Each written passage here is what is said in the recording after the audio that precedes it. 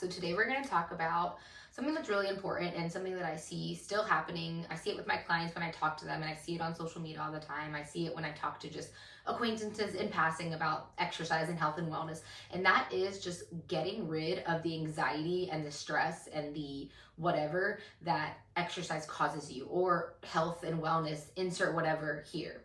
So I'm specifically going to be talking about exercise because this is the biggest one that I really see.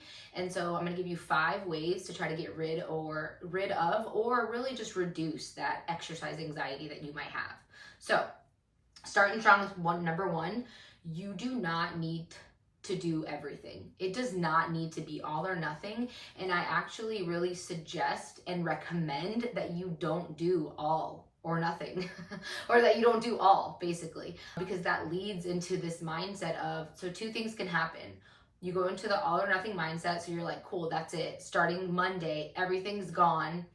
I'm going to work out X amount of time, blah, blah, blah, whatever. You try to do all the things, right? So what ends up happening is Monday comes around and you already missed 2 things on your to-do list that you were for your health. So you already feel like you failed and you're like, yeah, I can't do this. This is too hard.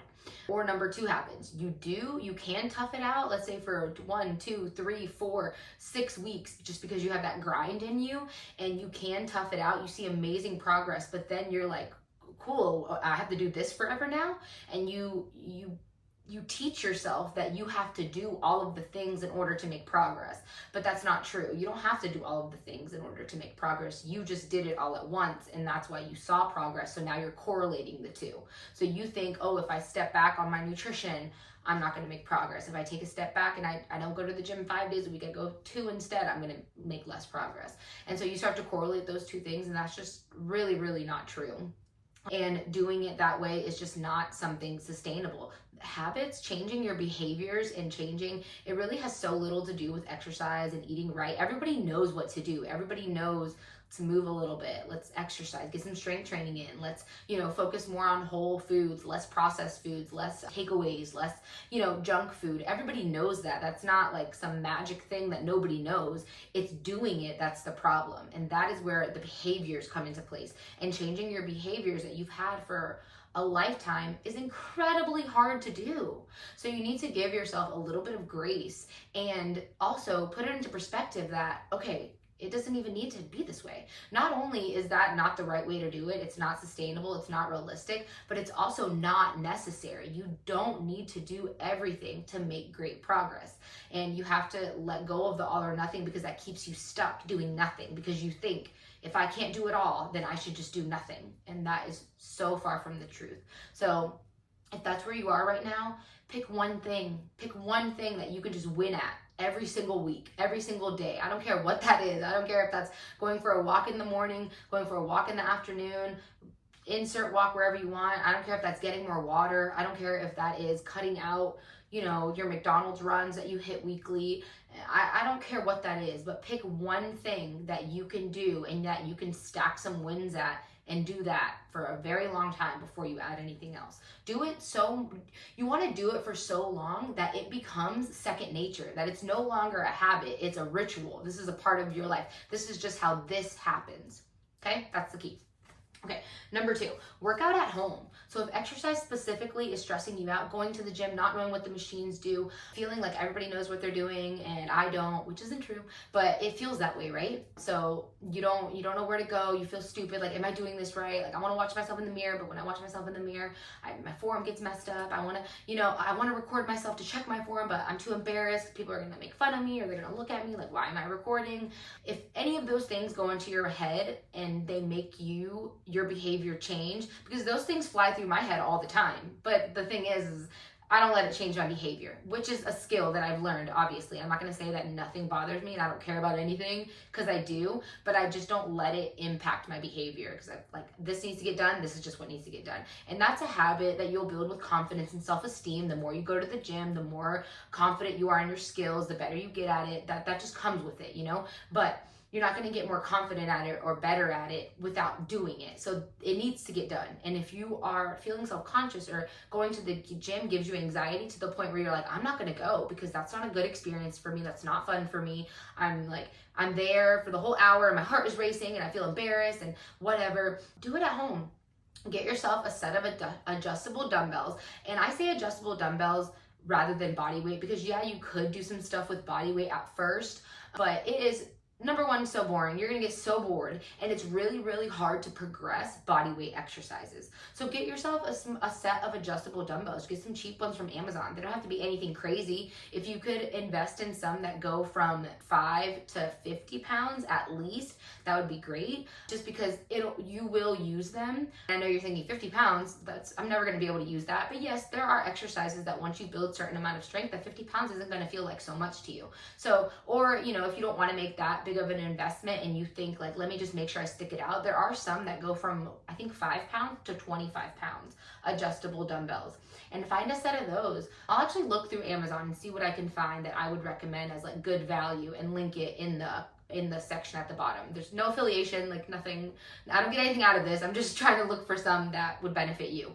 So just do that, you can video yourself at home. You can make sure that, okay, my RDL form is perfect. So if anybody's looking, it's because they like my outfit, But just work out at home for a while. There's nothing wrong with working out at home. You can make great progress at home. So don't think that because you can't use machines or you can't go to the gym that a home workout is worthless, because it's not. Okay, do not place a timeline on it. I know this is hard, and I know you want to think, okay, so how fast do you think I can reach these goals? That's a question I get all the time. So how long do you think this is going to take? How fast do you think?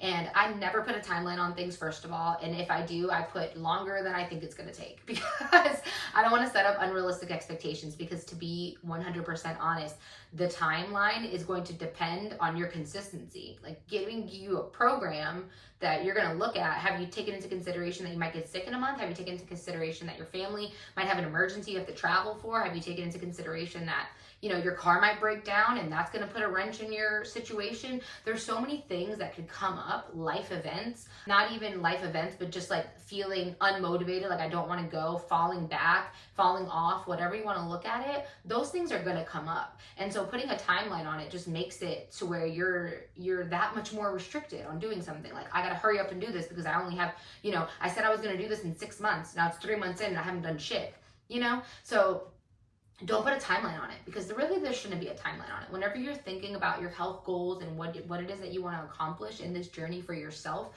think about the behaviors that you want to accomplish, because it's not like you're going to start going for a walk every day to lose weight, and then whenever you're done, the walking is no longer relevant for you.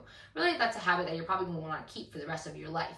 So think about those long-term habits that you can keep for the rest of your life that you're working towards, and they don't have a timeline. Like, I don't have a timeline for when I'm going to stop walking. I don't have a timeline for when I'm going to stop strength training. Hopefully I can strength train, until well into my 80s, 90s, God willing. And so there's no timelines on it. I know we like to think like a quick 30-day challenge or get shredded in 12 weeks. Though that is just the fitness industry. It's marketing. We have to be smarter than the marketing. It looks great. We want to believe it just because we want to have some sort of like hope, but don't put a timeline on it. Just focus on the right now, focus on this month, next month, the next month, do not focus on a timeline, because you'll always be discouraged if you do that. Okay, so performance versus scale goals. So that's another thing that'll kind of help reduce your anxiety about it, because if you're telling yourself, okay, I need to lose 10 pounds in 12 weeks, which is very realistic, but if you're telling yourself that, and we have weight fluctuations, things happen, maybe you got sick for 2 weeks, you weren't able to do anything, or you had a bad week and you decided to, take it out on food and you overate all week, you threw everything to the wind, whatever, anything can happen, okay, is the point.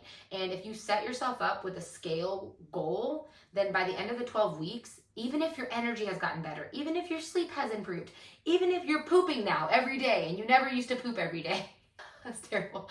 Even if you have, moved your protein intake from 50 grams a day to 100, even if you are drinking water and you never drank water before, even if you've cut out soda and you've never cut out soda before in your life, all of the wins that you have accumulated over the 12 weeks, they're gonna erase as soon as you get on that scale, and that scale tells you that instead of the 10 pounds, you lost 8 or you lost 6. You're going to see that as a failure, because you're not looking at all the other things as successes. You're just looking at them as like, yeah, cool, whatever. Like this is the most important thing. That scale number is the most important thing. So focusing on performance. Are you waking up with more energy? Are you able to use the restroom? Are you more functional? Can you bend down, grab things without hurting? Can you walk up the steps without feeling aches or pains? Can you walk to your mailbox? And it's easy. It's super easy. Piece of cake, you know? Are you stronger in the gym? You know, are you deadlifting more weight than you were before? Is your overhead press heavier? Is your, you know what I mean? Are you doing bicep curls with 10s now instead of the 5s? Like whatever, insert performance goal here, but let the goals be more focused around performance, because the scale will always let you down. The scale's gonna do whatever that little sucker wants to do, okay? So let it go. The scale is a great tool to have. Yes, use it. I'm not saying throw it away. It's totally invaluable. It does have value, but don't put your goals on numbers on the scale. Put your goals on something else. You know, I want to do a push-up. I want to be able to deadlift 1 time my body weight. That's the goal that I'm working towards. And I promise you, if you put a goal towards deadlifting 1 time your body weight, the scale, everything going on there is just going to automatically happen. You're automatically going to have a lower body fat percentage when you're done with that, whether you actually lost body fat or not, because guess what? You would have put on muscle. So that's why performance goals are just so much better. Okay, and this one is work on the deep shit.